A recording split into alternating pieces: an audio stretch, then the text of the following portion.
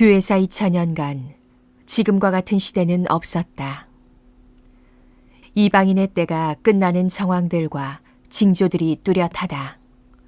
누가복음 21장 24절, 로마서 11장 9절. 인류의 때가 끝나가고 있다. 계시록의 종말론이 펼쳐지고 구속사의 최종적 완성을 눈앞에 두고 있다. 우리 시대를 진단해보고 다가오는 시대에 대비해야만 한다. 세례 요한이 구약의 마지막 언덕이었던 것처럼 우리 또한 교회 시대의 마지막 언덕에서 전환점을 목격하고 있다. 각종 징조들이 기하급수적으로 쏟아져 나오는 와중에 표적을 놓쳐서는 안 될 것이다. 1.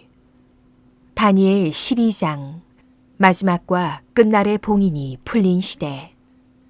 이 말은 마지막 때까지 간수하고 봉함할 것이라. 다니엘 12장 9절 말씀. 많은 사람들이 연단을 받아 스스로 정결하게 하여 희게 되는 때가 올 것인데 지금이 그때다. 다니엘은 듣고도 깨닫지 못했으나 우리는 깨닫고 있다. 지혜 있는 자와 악한 자가 지금 분리되는 일이 일어나고 있다. 2. 종교적 변혁기. 사회적 거리두기가 1단계로 풀리기는 했지만 지금 교회는 전방위적인 공경에 처해 있다. 성도들이 스스로 현장 예배를 기피하고 온라인 예배로 그들의 신앙이 얼마나 유지되는지 파악하기 힘들다. 만약 예배와 선교가 60에서 80% 닫히는 상황이라면 교회 시대는 끝나고 있다 진단하는 일이 어렵지 않을 것이다. 계시록 6장이 열리고 7인의 시대에서 전환점을 맞이하고 있다. 신자들의 삶에서 예배가 떠나면서 준비하는 신부들과 여전히 먹고 마시는 신자들이 현저하게 분리될 것이다. 3. 반기독교, 모독의 급속한 증가. 하나님의 이름이 모독당하는 현상은 마지막 시대를 가늠하는 정점이다. 교회 뉴스의 조롱과 모독의 댓글을 보면서 하나님이 왜 아직도 저들을 심판하지 않는지 이해하기 힘들 정도다.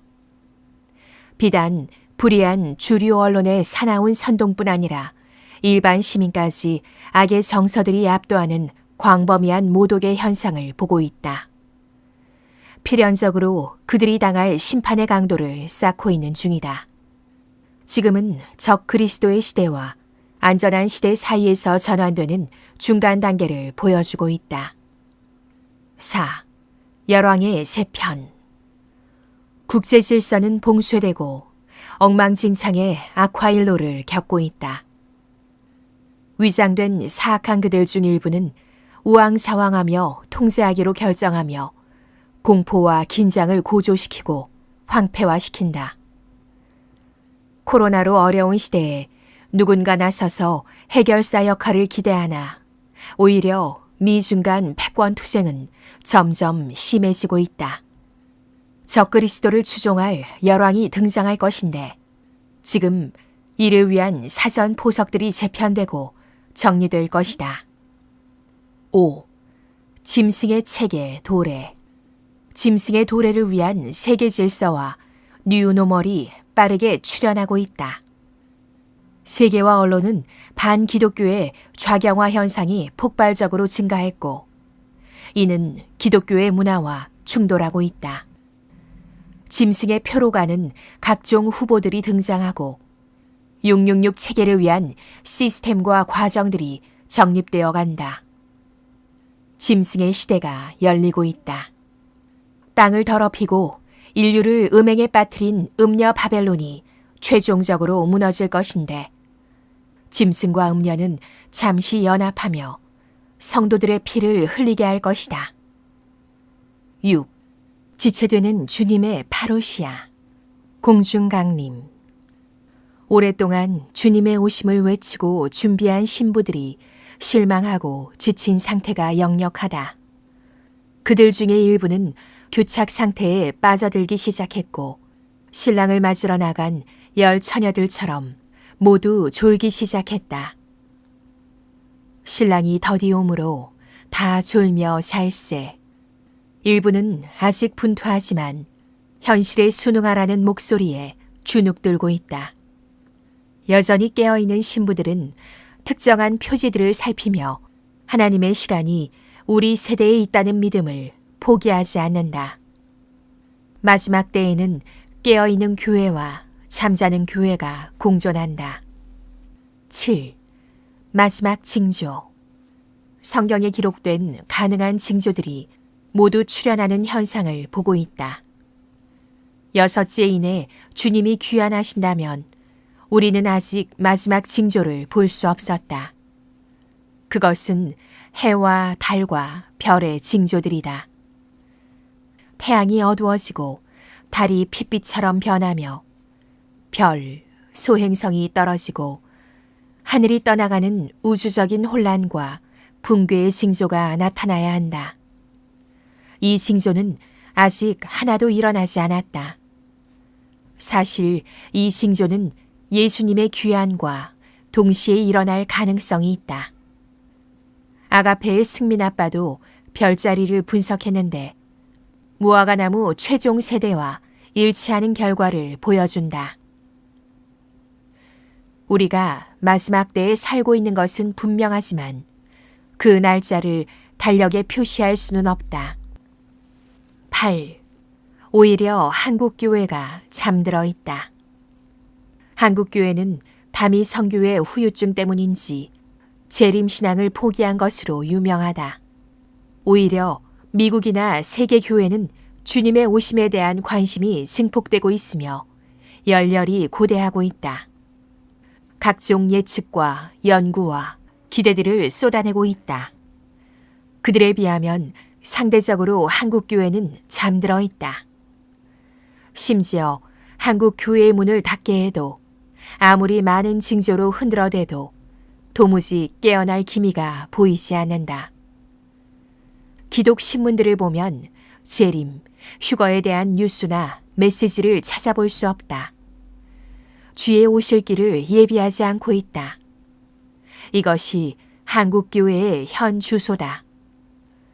한국교회가 교단적으로 회개운동뿐 아니라 주님의 다시 오심을 위해 적극적으로 준비시키기를 권면한다. 그렇게 하지 않는다면 그들은 직무유기로 환란을 통과해야 할지도 모른다. 9. 신부들의 한적한 들판. 앞에서 언급한 각종 징조들과 장소에 신자들도 다양한 모습으로 그 모든 곳에 있다.